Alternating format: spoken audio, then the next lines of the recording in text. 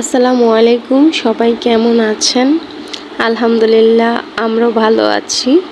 তো সারাদিন রোজার পর তেমন কিছু খেতে ইচ্ছে করে না।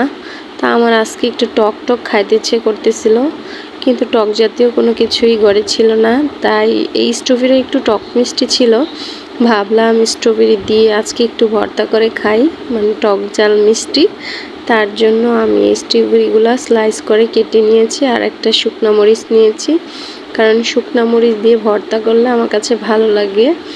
কিন্তু আমার মেয়ে বলতেছে যে আম্মু একটু গুঁড়া মরিচ দাও, তাহলে আরও ভালো লাগবে। তাই একটু গুঁড়া মরিচ দিয়ে দিলাম আর পরিমাণ মতো লবণ দিয়ে ওই মরিচটা দিয়ে আমি এখন মাখায় নিচ্ছি।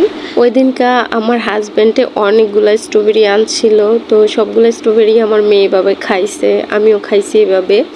তো আমি একটা ভিডিওতে দেখলাম একটা মেয়ে দেখি স্ট্রবেরি ভর্তা করে খাচ্ছে, তো ভালোই লাগলো ভিডিওটা দেখে। তাই আমিও সেম প্রসেসিংটা করলাম। তাই এখন আমি খেয়ে দেখব কেমন হয়েছে। বিসমিল্লাহির রহমানির রহিম।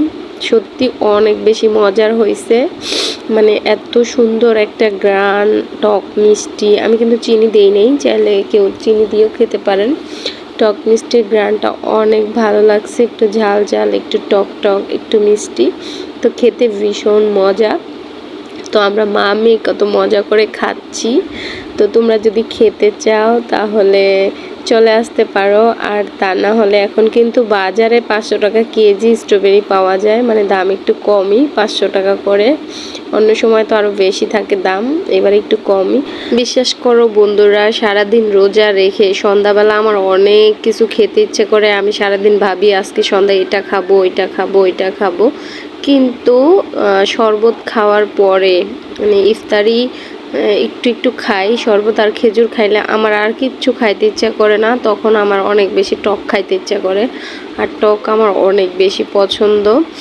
তো আমরা মা মেয়ে খাচ্ছে, অনেক ঝাল হয়েছে আর কি, কারণ দেখছোই তো আমি একটা শুকনা মরিচ দিয়েছি, তারপর আবার গুঁড়া মরিচও দিছি, আবার লবণ দিছি। তো এগুলো দিয়ে মাখাইয়া অনেক মজা করে খাচ্ছি আমরা মা মেয়ে। তো আমাদের খাবার দেখে তোমাদের কেমন লাগছে অবশ্যই কমেন্ট করে জানাই দিবা। আর আমাদের ভিডিওটা ভালো লাগলে অবশ্যই লাইক, কমেন্ট, শেয়ার করে আমার পাশে থাকবা। যারা এখনও আমাকে ফলো দাও নাই, দয়া করে ফলো দিয়ে আমার পাশে থাকবা। তো সবাই ভালো থাকো, সুস্থ থাকো, আমাদের জন্য দোয়া করো।